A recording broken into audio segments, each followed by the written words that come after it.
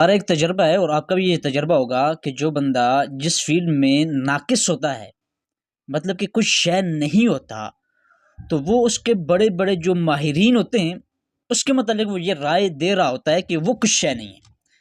تو ایسا ہی ہمارے ہاں آج کل کچھ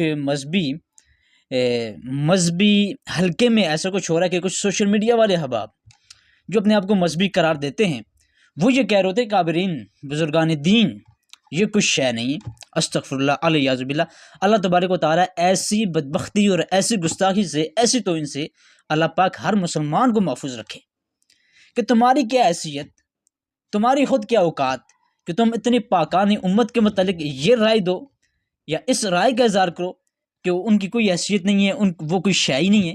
تم خود کیا شے ہو؟ یہ اتنی بڑی جسارت ہے کہ وہ دیکھ ہی نہیں رہا کہ جنہوں نے اپنی زندگی میں تکالیف برداشت کی، مختلف قسم کی صعوبتیں برداشت کی، پھر بھی دین پر ایک آنچ نہیں آنے دی، اور آج سوشل میڈیا پر یوٹیوب پر بیٹھ کر بند کمرے میں بیٹھ کر بندہ یہ کہہ رہا ہو کہ ان کی تو کوئی حیثیت نہیں ہے۔ تمہارا علم کتنا ہے اور ان کا علم کتنا تھا؟ تمہارا تقوی کیا ہے، ان کے تقوی کا کیا عالم ہے؟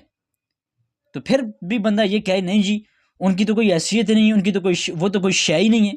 تو ہمیں تو یہ پتہ چلتا ہے جو بزرگان دین کے متعلق یہ کہہ رہا ہو یا یہ رائے دے رہا ہو کہ ان کی کوئی حیثیت نہیں ہے، وہ کچھ شے نہیں ہے، تو ہمیں تو یہ پتہ چلتا ہے قرآن سے اور حدیث سے اور شریعت سے کہ اس کی کوئی حیثیت نہیں ہے، وہ کچھ شے نہیں ہے۔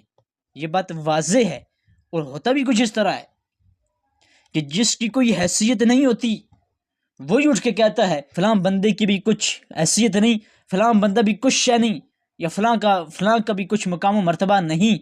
کون کہتا ہے؟ یہ وہی کہتا ہے جس کی اپنی کوئی حیثیت نہیں ہوتی، اور یہ بات واضح ہے، یہ تجربہ شدہ بات ہے۔ تو اس طرح آج کل کچھ سوشل میڈیا کے اوپر آ کر بندے یہ بات بیان کر رہے ہوتے ہیں کہ بزرگان دین، اکابرین امت، پاکان امت، ان کی کوئی حیثیت نہیں، نعوذ باللہ، وہ کچھ شے نہیں۔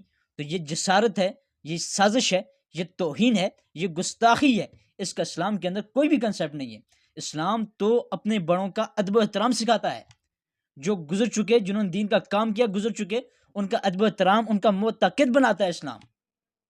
لیکن یہ کون سا اسلام ہے کہ جنہوں نے دین کے اوپر مارے کھائی ہیں، اپنی جان، اپنا ہر کچھ دین کے لیے قربان کیا ہے، آج بندہ اٹھ کے ان کے بارے میں بکواسات کرتا شروع ہو جائے، ان کے خلاف باتیں کرنا شروع ہو جائے؟ یہ شریعت نہیں ہے، یہ شریعت کا دائرہ کار ہی نہیں ہے۔ شریعت تو ادب و احترام سکھاتی ہے۔ ہمارا مذہب، ہمارا دین، ہمارا اسلام یہ تو دوسرے کا ادب و احترام سکھاتا ہے۔ شریعت، قرآن ہمیں ادب و احترام سکھاتا ہے۔ اگر کوئی ایسا نظریہ اپنا رہا ہے تو اس نظریے سے بچنے کی ضرورت ہے، اور ایسے بندے سے بھی بچنے کی ضرورت ہے جو اس نظریے کو پروموٹ کر رہا ہے۔